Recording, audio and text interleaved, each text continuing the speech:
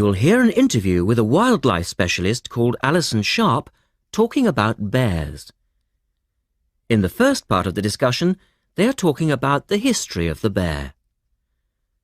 First, you have some time to look at questions 1 to 5.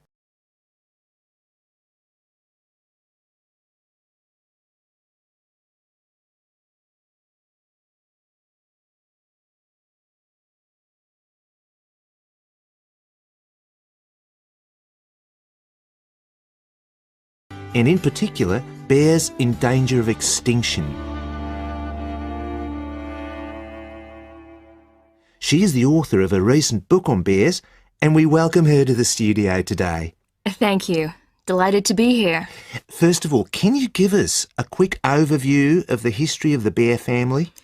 Well, the bears we know today actually have as their ancestors bears which have been evolving for some 40 million years. We have fossils of the earliest true bear, and it's important to emphasize this because some creatures are called bears but are not. Such as koalas, for instance. Yes, exactly. Fossils of the true bear show a small dog-size animal with characteristics that show a blending of dog and bear traits. So the general belief is that dogs and bears were of the same family? Yes, that's the theory. And then we see the arrival of the early cave bear. We know from cave drawings that Neanderthal man used to worship this bear and at the same time fear it. Understandable, perhaps. Yes, but they need not have worried because the cave bear only ate plants. In fact, the cave bear survived 2 ice ages, but then became extinct. In the second part of the interview, Alison talks more about the situation of bears today. So, how many bears can we find today? And are any of them in danger of extinction? Well, I'll answer your first question first. There are 8 species of bear in all, among them the American black bear and the brown bear, from which evolved the newest species of bear, the polar bear. So, how old is the polar bear? Oh, he's a relative newcomer, just 20,000 years old. And could you tell us a little about them? Which is the largest bear, for instance? Well, the largest bear existing today is either the polar bear or the brown bear. Right. Don't we know? Well, it depends which criteria you use. The polar bear is the heaviest. The male weighs up to 1,500 pounds, but his narrow body actually makes him look smaller than the much more robust brown bear. So the brown bear appears the biggest? Yes. And the smallest? Well, the sun bear is the smallest of the 8 species. They only weigh between 60 and 145 pounds. That makes him a comparative junior. Yes. And then next we have the so-called giant panda. But that's a small bear too, comparatively speaking. And are all bears meat eaters? No, not at all. Before you hear the rest of the conversation, you have some time to look at questions 6 to 10.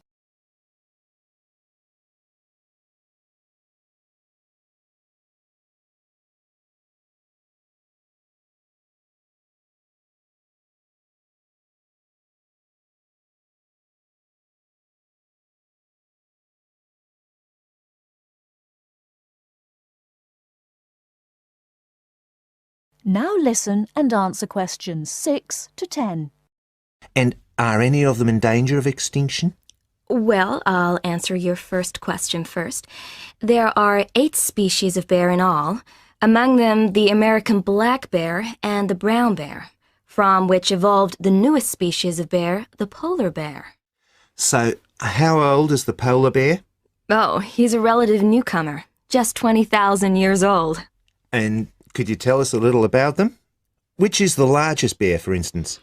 Well, the largest bear existing today is either the polar bear or the brown bear. Right. Don't we know? Well, it depends which criteria you use. The polar bear is the heaviest. The male weighs up to 1,500 pounds, but his narrow body actually makes him look smaller than the much more robust brown bear. So the brown bear appears the biggest? Yes. And the smallest? Well, the sun bear is the smallest of the 8 species. They only weigh between 60 and 145 pounds. That makes him a comparative junior. Yes. And then next we have the so-called giant panda. But that's a small bear too, comparatively speaking.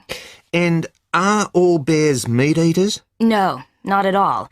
In fact, the giant panda is almost entirely herbivorous, living on a diet of 30 types of bamboo. Ah, yes, of course. Pandas are famous for that. And another interesting bear is the sloth bear, which eats insects, particularly termites. He can turn his mouth into a tube and suck the insects out of their nests. So, going back to my second question, are bears really in danger of extinction? Yes, indeed, they are. The sun bear in particular, as they've been hunted almost out of existence. And the habitat of the panda is also being reduced on a daily basis. Can anything be done to reduce the threat to these endangered species? I know, for instance, that it's very hard to breed bears in captivity. Yes. Well, I think that by raising people's awareness generally, we can reduce conflict between humans and animals, to stop the slaughter in parts of the world where bears are still hunted, supposedly in self-defense or to protect livestock, but often quite unnecessarily. And we can also encourage governments to preserve the natural environment of the bear, rather than allow the areas where they live to be systematically destroyed in the name of progress. Yes, of course. And in addition to these global efforts, all profits from the sale of my book will go toward the United Nations Bear Protection Program. That's wonderful. And with the news coming up, thank you for your time, Alison, and best of luck with the book. Thank you very much. That is the end of section 1. You now have half a minute to check your answers.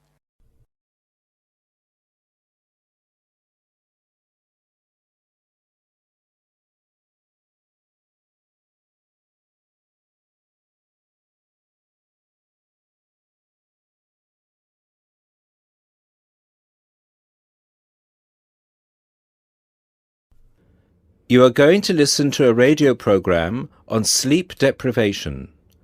First, you have some time to look at questions 11 to 15.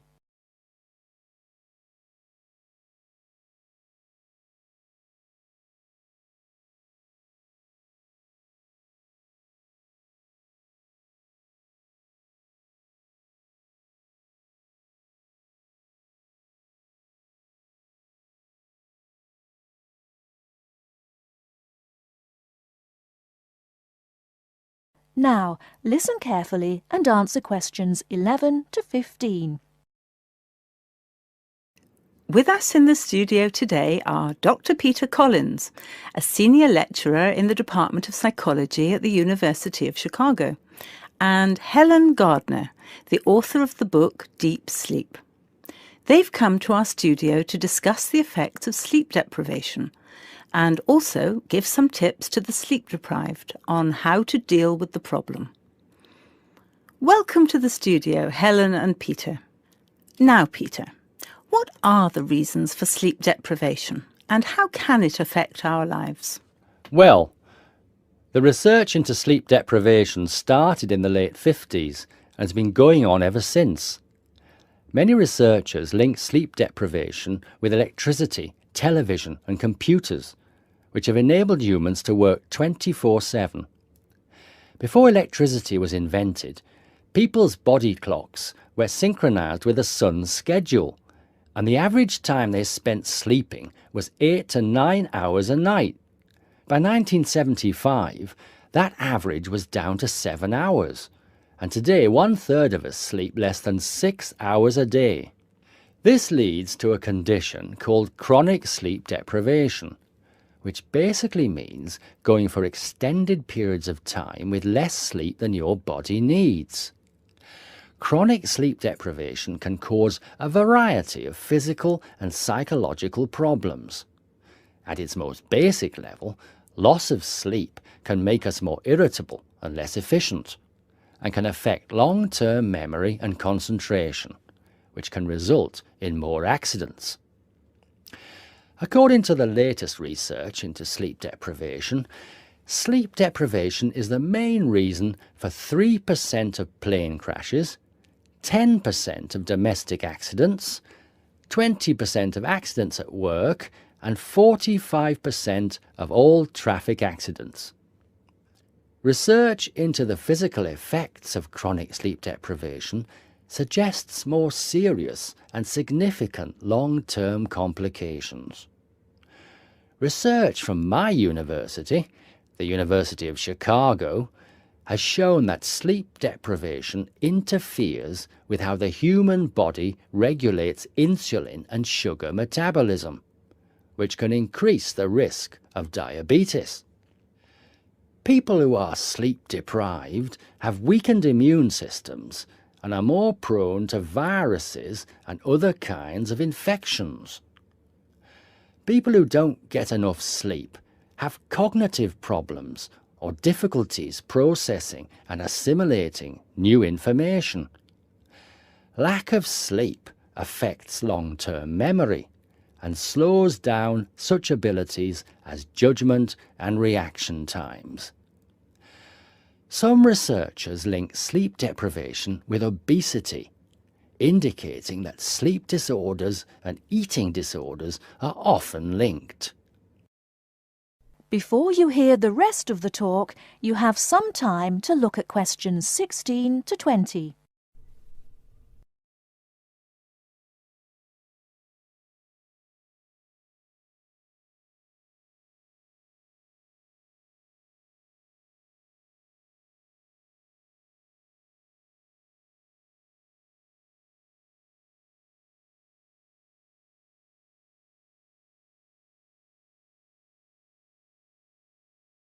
Now listen and answer questions 16 to 20. Helen, you've done a fair amount of research for your recent book on helping people deal with sleeping problems. Could you give our listeners some tips on managing their sleep? Well, if you spend several hours a night tossing and turning in bed, trying to fall asleep, you first have to find out how much sleep you need.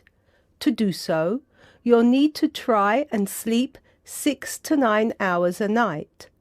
Set aside 3 days for the experiment. It's best to do it on a long weekend or a holiday to ensure it doesn't get interrupted. During the experiment, you should go to bed at the same time every night and give yourself 6, 7, 8 or 9 hours of sleep.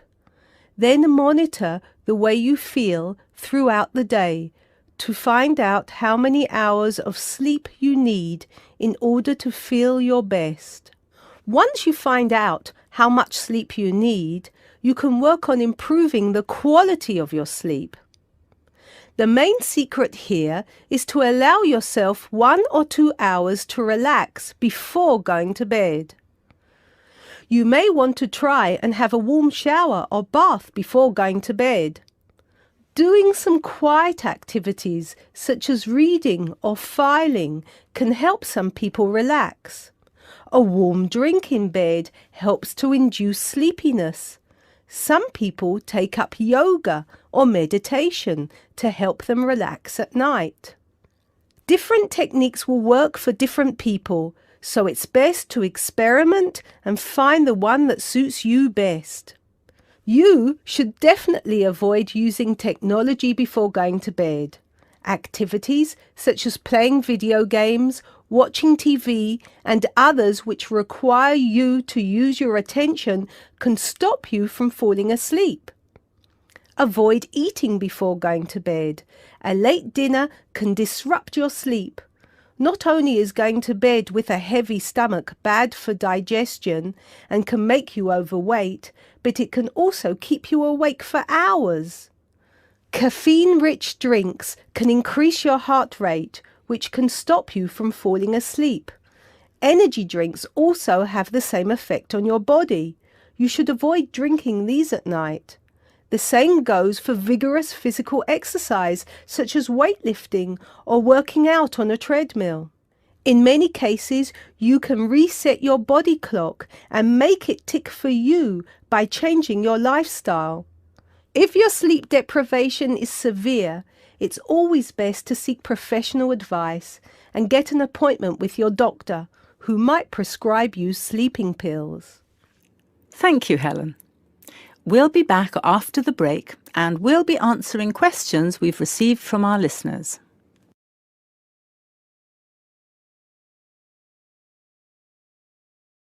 That is the end of section 2.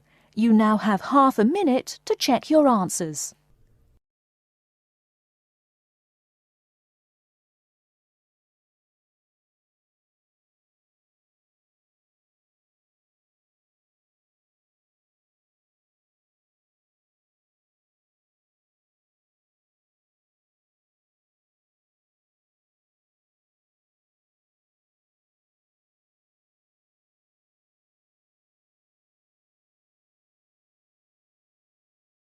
You will hear a salesman giving information to house owners about an alarm system. First, you have some time to look at questions 21 to 26.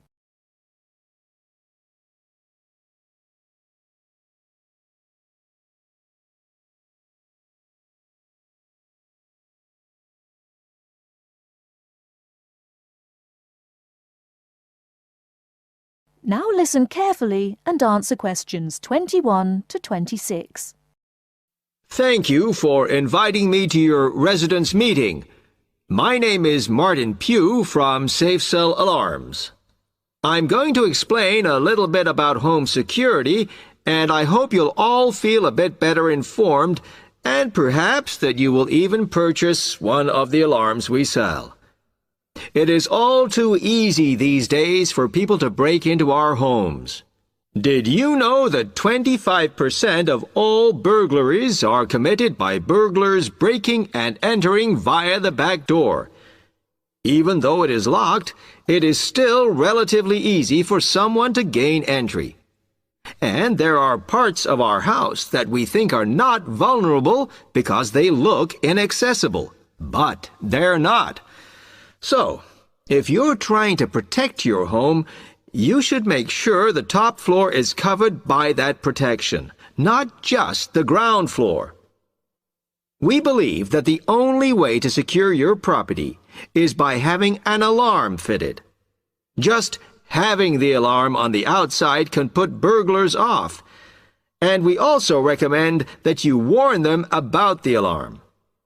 To do this, we suggest you stick a sign in the front window of the house so it can be seen clearly. This alone should be enough to dissuade a burglar before they start. Now, our company has a range of alarms on offer, and I brought several along for you to see tonight. But let me just explain a few things about them. First of all of our alarms are highly visible. They're colored red, and on the underneath, there's a blue light, which you can see whether they are switched on or not. This acts as a deterrent to burglars who can see it as an active alarm system. Like most systems, our alarms are very sensitive, so you do need to look after them. You may be surprised to hear that a cat can often slink around unnoticed under the infrared beams, but a spider crawling across them will set them off. Also, our system is a little different from some. Most companies offer an option that connects their alarms to the police station. All our alarms have an automatic link to our company office. This means we can deal with a situation promptly and can sort out any alarms that have gone off by mistake. Before you hear the rest of the talk, you have some time to look at questions 27 to 30.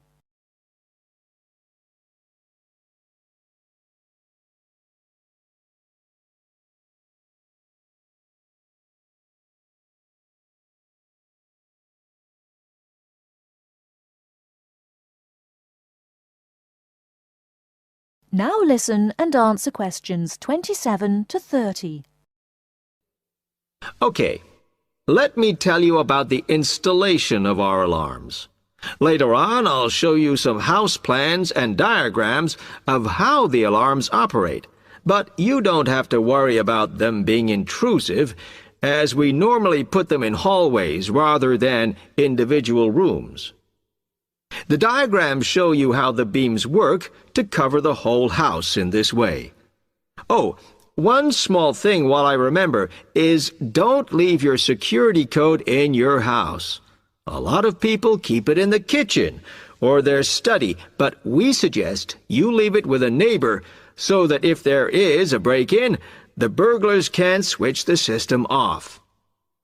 Now, regarding the practical aspects of installation, I know that many of you are out all day, and I'm afraid we don't install the alarms at weekends. But we do offer a service where we can fit the alarm system in the evenings for you. But we do charge a little bit extra for that. Finally, we do offer a range of systems, so I suggest you look at the leaflets on our prices. And please don't be put off from investing in a more sophisticated system to protect your home, as we do allow you to set up a monthly payment if it's too much in one go. Okay, now if you'd like to come forward.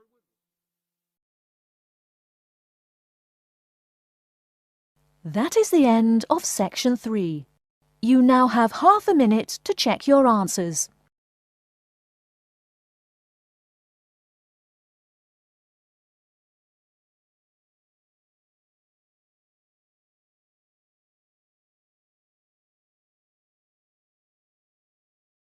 First, you have some time to look at questions 31 to 40.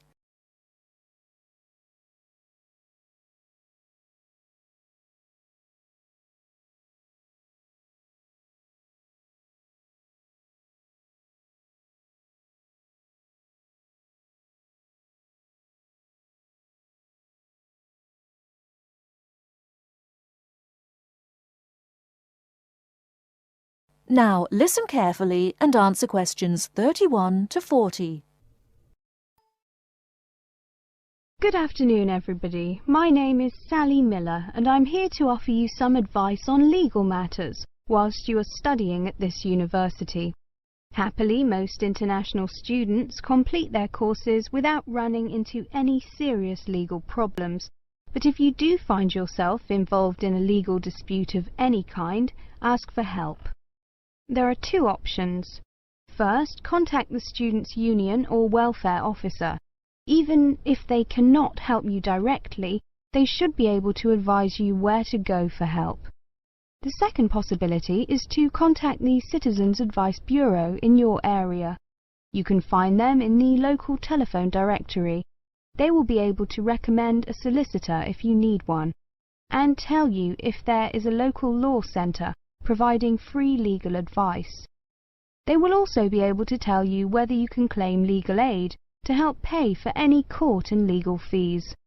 Let me give you some basic information about the police. The police have the power to stop and search anyone who appears to be behaving in a suspicious manner. If you are arrested for any reason, even if you know it to be a wrong reason, remember a few very important things. 1. Don't be aggressive. 2. Do not try to bribe the police officer. 3. If you are arrested by plainclothes police officers, ask to see some form of identification. 4. Give your true name and address if the officer asks you to. Lying to the police is a criminal offence. 5. Do not sign any statement until you have received advice from a solicitor. There is always a solicitor on duty at every police station. 6. You will be entitled to make one telephone call. If you use this call to telephone a friend, urge your friend to contact someone from your university or from the Students' Union and get advice about what you should do next. If you find yourself in trouble with the police, it is very important to get professional advice. Contact any of the following: your university welfare officer, the Students' Union at your university, your local Citizens Advice Bureau, a local law centre. If you are found guilty of an offence, it could seriously damage your position as an international student, so be sure to ask for help as early in the process as possible. Remember, obey the local laws. The laws here may not be quite the same as in your own country. Here are a few examples of actions that are illegal here. It is against the law to possess offensive weapons. For example, knives, guns, chemical sprays used for personal defense. Even women are not allowed to carry sprays or other deterrents to protect themselves against possible assault, except for rape alarms. Possess or supply hard or soft drugs. Disturb the peace. This is called disorderly conduct.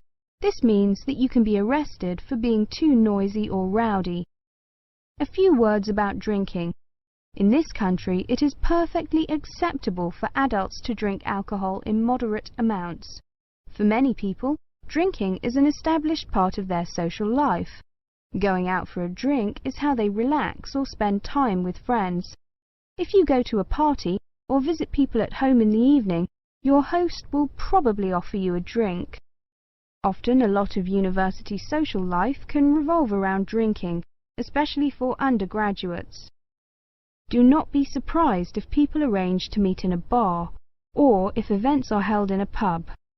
But you are not obliged to drink alcohol if you do not want to, even if you are in a pub or at a party where everyone else is drinking. You can always ask for a non-alcoholic drink instead.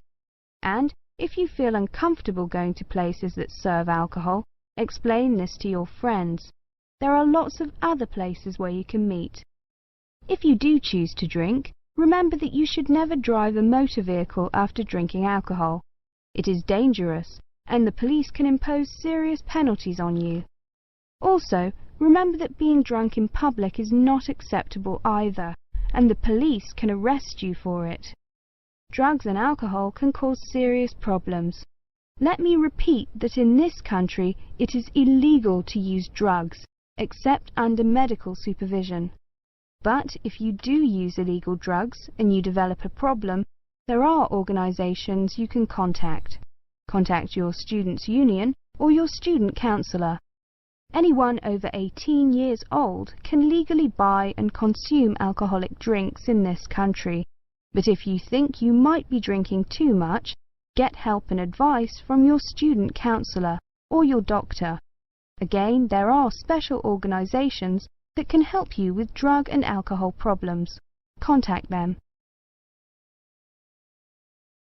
That is the end of section 4. You now have half a minute to check your answers.